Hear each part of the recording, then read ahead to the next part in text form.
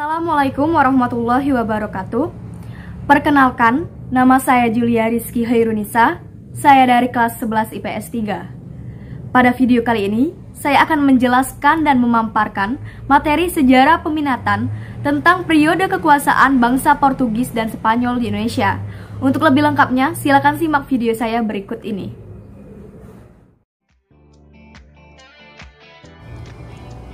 Periode kekuasaan Portugis dan Spanyol.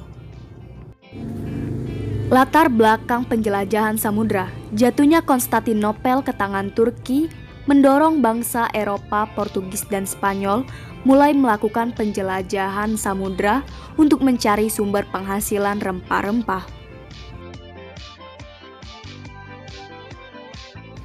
Berikut ini merupakan wilayah negara Portugis dan Spanyol.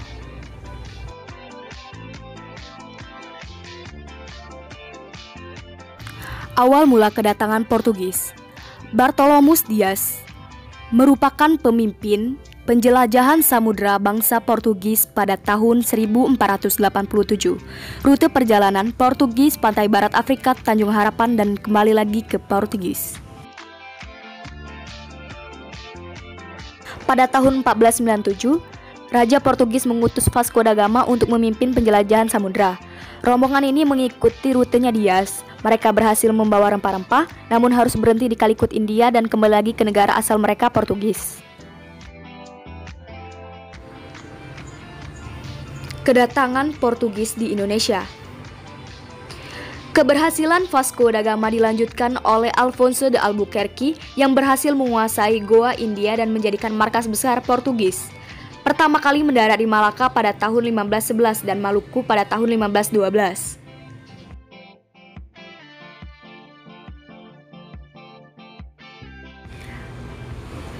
Kedatangan Portugis bisa diterima baik oleh masyarakat di Kepulauan Maluku, khususnya Ternate, karena penduduk berharap keberadaan Portugis dapat menguntungkan mereka baik secara ekonomi, politik, dan kekuatan untuk melawan Tidore. Rakyat Ternate percaya kepada Portugis dalam bidang ekonomi karena Portugis bersedia membeli rempah-rempah dari hasil rakyat Ternate dengan harga yang tinggi. Rempah-rempah antara lain cengkeh dan pala.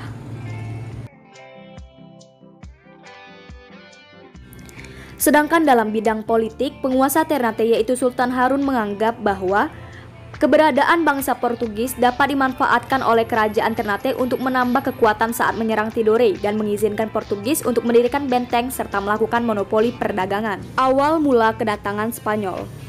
Christopus Columbus berlayar ke arah barat menyeberangi Samudra Atlantik.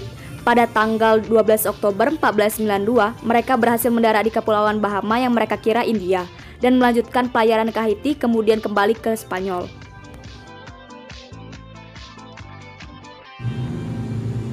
Amerigo Vespucci. Ekspedisi penjelajahan samudra bangsa Spanyol kemudian dilanjutkan oleh Amerigo Vespucci yang berhasil mencapai Amerika Serikat pada 1499. Kemudian memutuskan kembali ke Spanyol pada tahun 1500. Dilanjutkan oleh Ferdinand Magellan. Ferdinand berangkat dari Spanyol 1519.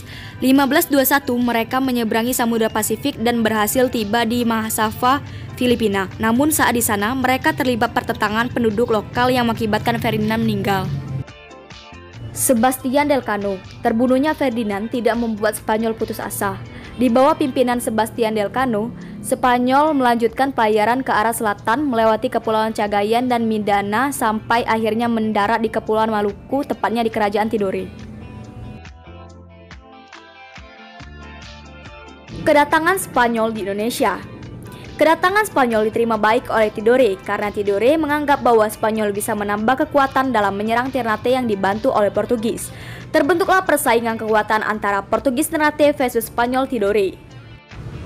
Persaingan ini pun dimenangkan oleh Portugis dan Ternate dengan Perjanjian Saragossa pada 22 April 1529. Isi Perjanjian Saragossa, 1. Maluku menjadi daerah di bawah pengaruh Portugis, 2. Spanyol harus meninggalkan Maluku dan memusatkan diri di Filipina.